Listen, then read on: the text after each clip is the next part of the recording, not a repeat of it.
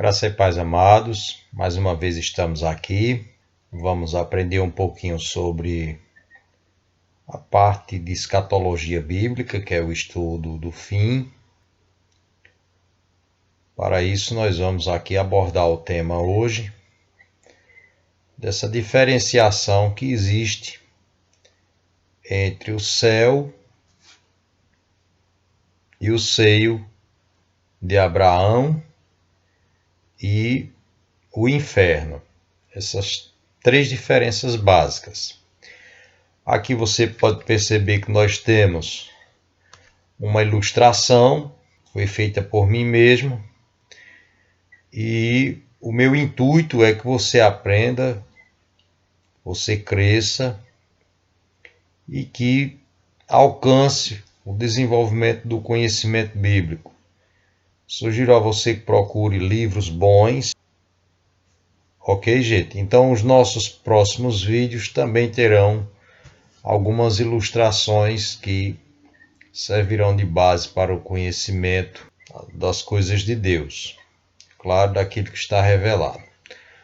Quero que a gente comece diferenciando o que está escrito na palavra do Senhor, a história de Lázaro, o mendigo e o rico, que não é uma parábola, porque você vai ver perfeitamente que Jesus trata dessa situação de Lázaro e o rico, ou o homem rico, com aspectos reais. Por exemplo, o grande abismo, o inferno, o seio de Abraão. Nomes de pessoas são citados, como o do próprio Lázaro, entre outras características que a gente pode abordar depois. Vamos para o capítulo 16 do Evangelho de Lucas. O verso é o 19. Então, Lucas 16, 19. Havia um homem rico que se vestia de púrpura e de linho fino e vivia no luxo todos os dias. Diante do seu portão fora deixado um mendigo chamado Lázaro, coberto de chagas. Este ansiava comer o que caía da mesa do rico. Até os cães vinham lamber suas feridas. Chegou o dia em que o mendigo morreu e os anjos o levaram para junto de Abraão. O rico também morreu e foi sepultado.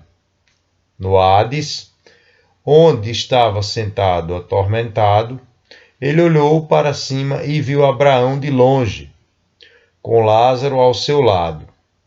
Então chamou: Pai Abraão, tem misericórdia de mim e manda que Lázaro molhe a ponta do dedo na água e esfregue a minha língua, porque estou sofrendo muito neste fogo. Mas Abraão respondeu: Filho, lembre-se de que durante a sua vida você recebeu coisas boas, enquanto que Lázaro recebeu coisas más. Agora, porém, ele está sendo consolado aqui e você está em sofrimento. E além disso, entre vocês e nós há um grande abismo. Os que desejam passar do nosso lado para o seu, ou do seu lado para o nosso, não conseguem. Ele respondeu: Então eu te suplico, Pai, manda Lázaro ir à casa de meu pai, pois tenho 5 irmãos. Deixa que ele os avise, a fim de que eles não venham também para este lugar de tormento. Abraão respondeu: Eles têm Moisés e os profetas, que os ouçam. Não, pai Abraão, disse ele, mas se alguém dentre os mortos fosse até eles, eles se arrependeriam. Abraão respondeu: Se não ouvem a Moisés e aos profetas, tampouco se deixarão convencer, ainda que ressuscite alguém dentre os mortos. Queridos, então aqui nós vemos que está muito claro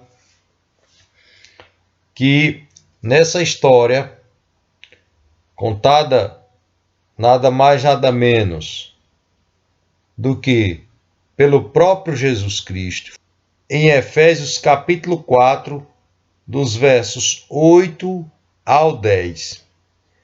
E há aqui algo tremendo e surpreendente, porque você vai ver que Jesus desceu às profundezas. E nós vamos fazer essa leitura em Efésios para percebermos onde se localizava essa região chamada pelos antigos hebreus de seio de Abraão. Onde é que se localizava? Onde ficava? Qual era a sua aproximação da realidade de céu que nós temos hoje, após a ressurreição de Cristo? O seio de Abraão aqui vai ser qualificado como um lugar de descanso para os santos da antiga aliança. Amém, queridos? Há um reino de descanso e nós podemos chamá-lo de reino de descanso de Abraão. Na carta do apóstolo Paulo aos Efésios, capítulo 4, versos do 8 ao 10, nós vamos perceber algo chamativo. Vamos lá. Por isso é que foi dito, quando subiu, ele em triunfo às alturas, levou cativo muitos prisioneiros e deu dons aos homens. Vamos para o verso 9. Que significa ele subiu, senão também que havia descido às profundezas da terra? Aquele que desceu é o mesmo que subiu acima de todos os céus, a fim de encher todas as coisas. Em outras versões bíblicas, você vai ver a passagem dizer assim: e levou cativo o cativeiro. Nessa ilustração, de um lado fica o seio de Abraão, ao meio, dividindo, como está lá na história do rico e Lázaro, o grande abismo. Esse abismo impedia que quem estivesse no seio de Abraão fosse para qualquer outro lugar, dentre eles o Hades, ou voltasse à terra para mandar um recado, como pediu o rico ao pai Abraão.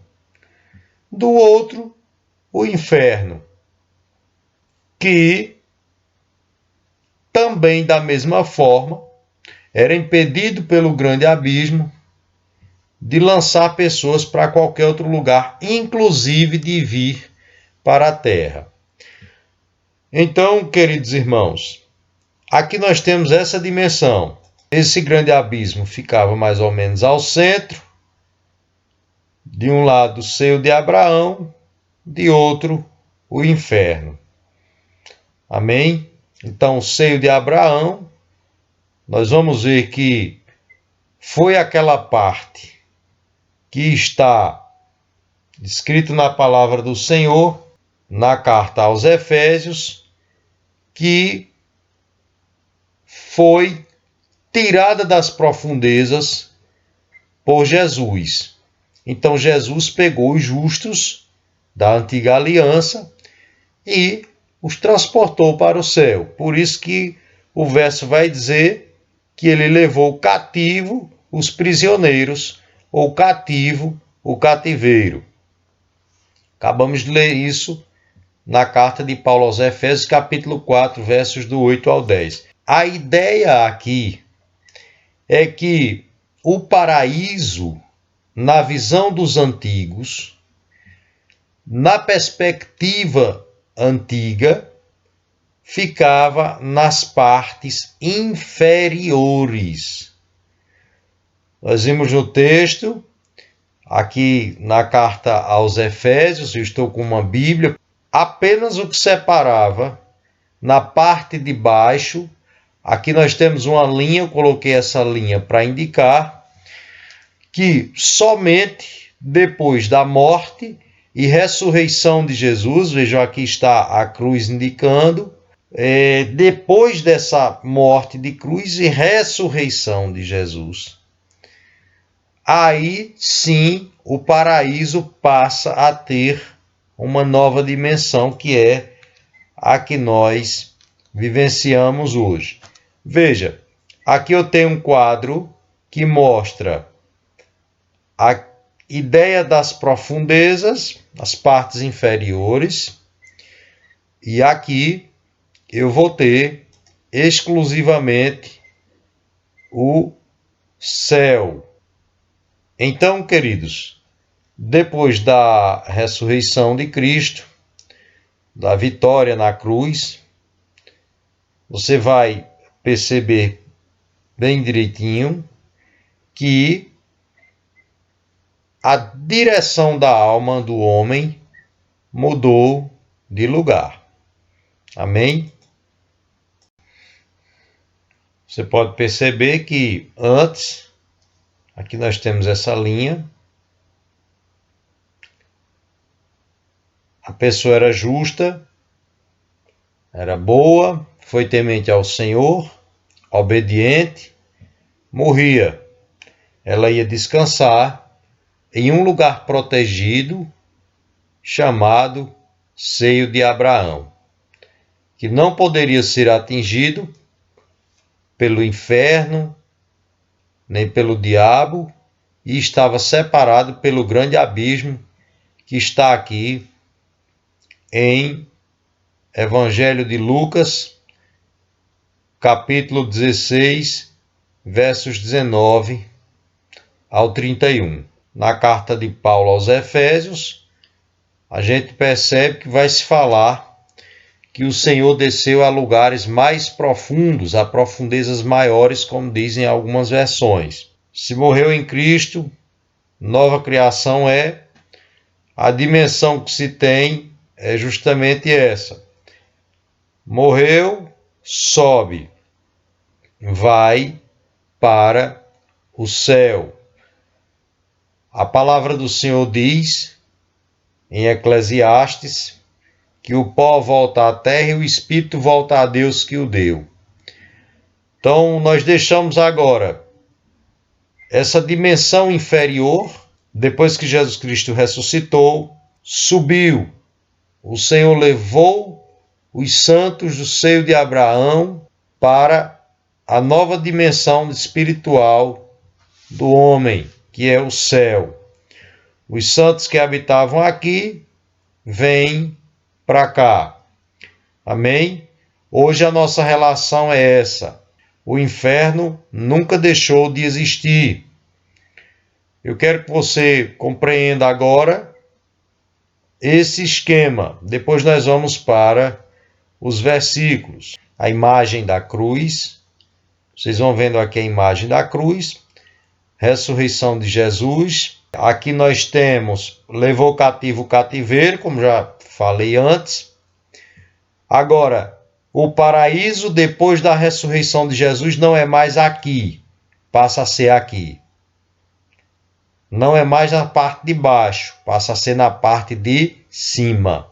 E vivemos atualmente também a era da igreja. A igreja vai ser julgada por um grande tribunal, que recebe o nome de Tribunal de Cristo. Aquele período determinado para essa dispensação da graça tem uma direção. A igreja é julgada por Jesus. Logo, a mesma já está salva. A direção dela é o céu.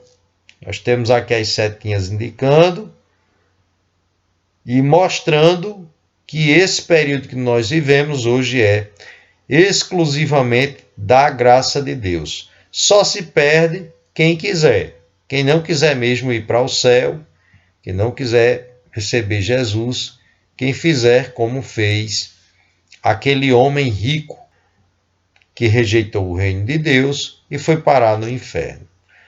Aqui é a morada eterna com Deus, no céu. Você vai vendo no esquema. Aqui também nós vamos viver um período tribulacional. Então eu quero entrar nessa perspectiva. Quem é que vai para o céu? Primeiro, a Igreja de Cristo, a noiva do Senhor, que será arrebatada.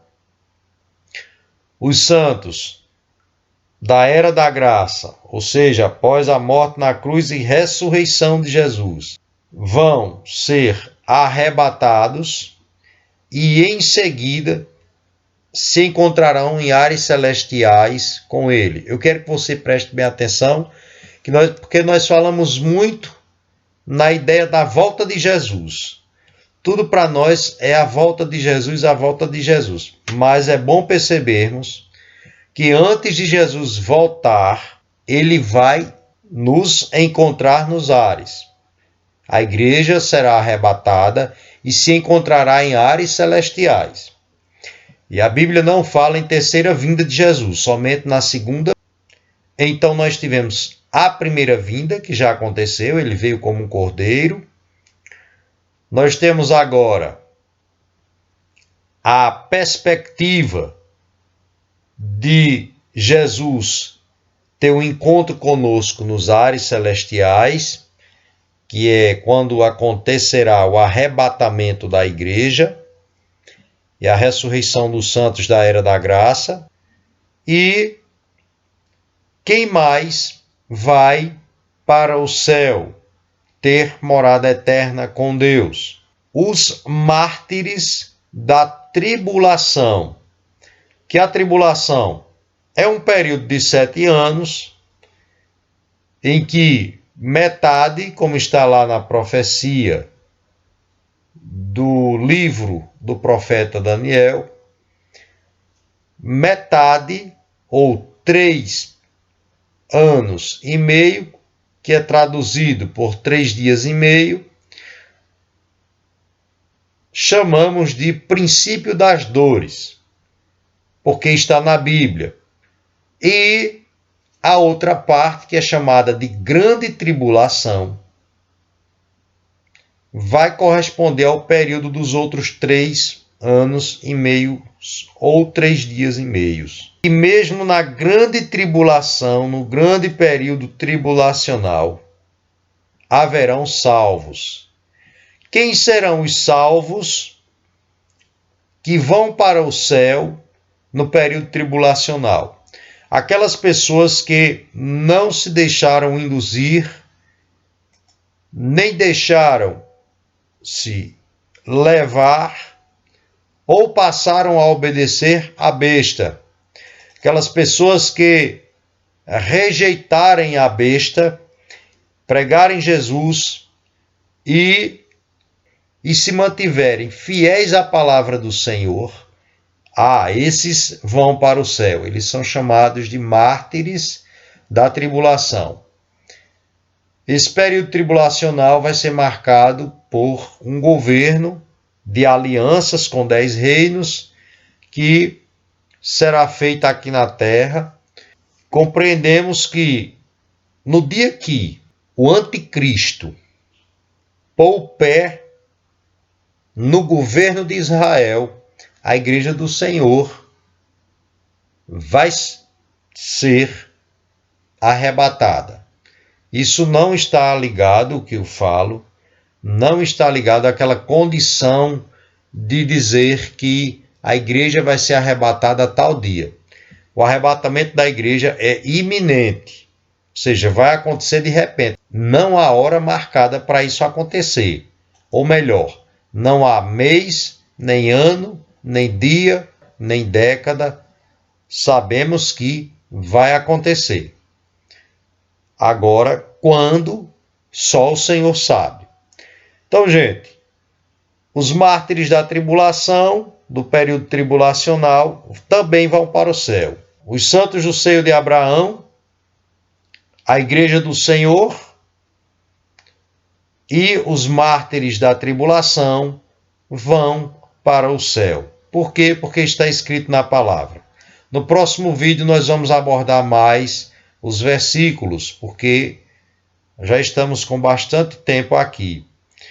e podemos separar em vídeo 1, vídeo 2, vídeo 3 e daí por diante. Eu quero que você interaja depois comigo. As pessoas que adorarem a besta no período tribulacional, no período da grande tribulação, vão para o juízo do tribunal do grande trono branco, que você vai ver lá em Apocalipse capítulo 20, do versos 11 ao 15, e em Apocalipse 21, 8. Essas pessoas que fazem parte de toda a história antiga, que chamamos de ímpios de todas as eras antigas e também da era atual, eras passadas e era atual, vão para o juízo do grande trono branco. Esse juízo aqui é diferente do juízo da era da igreja.